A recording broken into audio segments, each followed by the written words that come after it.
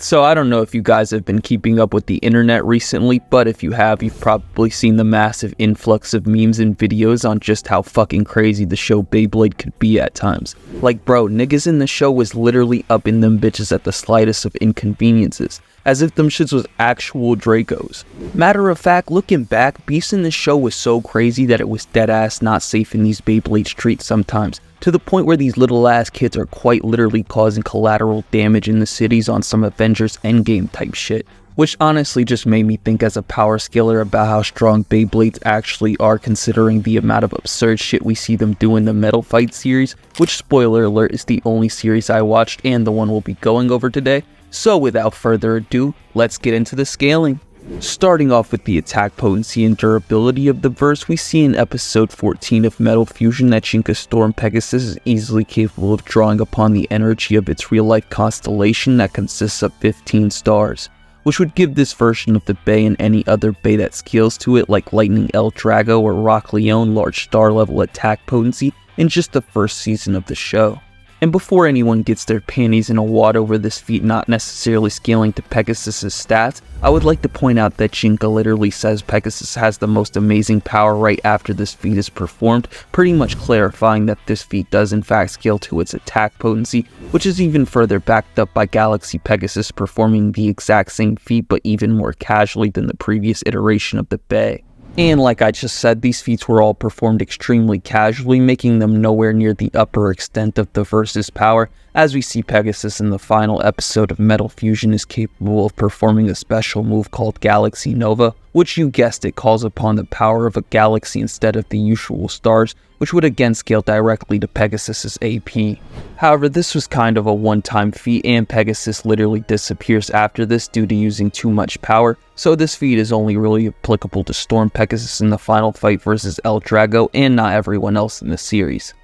That being said though, the verse was still not peak in power during this time period, since we're later introduced to a new Bey at the end of Metal Masters known as Twisted Tempo, which has the ability to control both time and space, allowing it to create a universe for itself that contains a black hole capable of swallowing up everything in said universe, giving Tempo and any Bey that scales to and above it universal level attack potency, which would be pretty much the entire cast going into the third season of the show, Metal Fury, where we're introduced to the concept of legendary bladers who are established to be the strongest in the verse at the end of the Metal Saga, granting all of these bladers and Beys universal plus level attack potency via scaling, with these bladers and Beys including the aforementioned Jinka and Pegasus, Ryuga and El Drago, and Kyoya and Leone, as well as new bladers like Chris with his Bey Phantom Orion, Akuma with his Scythe Kronos, Dynamis and his Jade Jupiter, Tithia and his Quetzalcoatl, and lastly King and Very Eris. Having said all that though, I know I can't please everyone with this interpretation, and there will definitely be some goons in the comment section saying Beyblades can't be universal, which is why if you don't agree with the previously mentioned meta and like to go purely off tangible feats rather than scaling,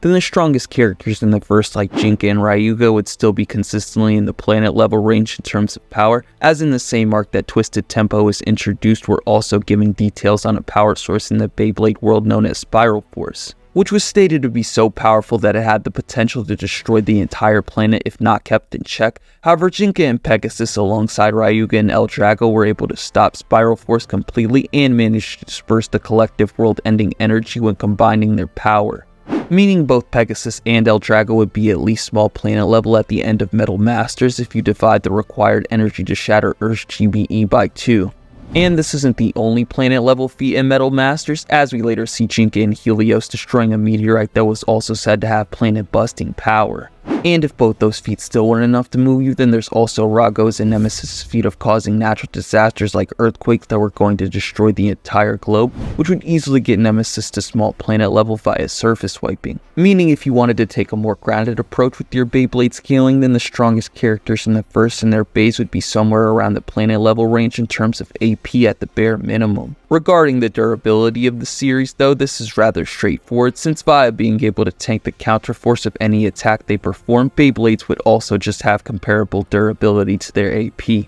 Moving on to the speed of the verse, this is extremely easy to scale as well, since any Bey that's as strong as and stronger than Storm Pegasus would scale to its feat of traveling to a distant galaxy and back to defeat El Drago, which has been calculated to have Pegasus moving at 2 trillion times faster than fucking light when performing this feat. Which, yes, I know sounds completely absurd, but this is still a feat nonetheless. However, just like with AP, if you wanted to be more conservative with your scaling, then the peak of the verse would still be at least massively hypersonic in terms of speed, upscaling for Masamune Striker and King's Fairy Heirs, which amp themselves with lightning when performing their special moves. Speaking of special moves though, while the verse isn't necessarily that hacks, there are still the rare few bladers in base who have some pretty versatile abilities other than slam Beyblade really hard into other Beyblade. Whether it be Leon's Tornado creation, Libra's Soundwave ability, Kronos' gravity manipulation, or Tempo's previously mentioned control over time and space. I mean, niggas could even summon the gates of hell, like what the fuck can't these things do?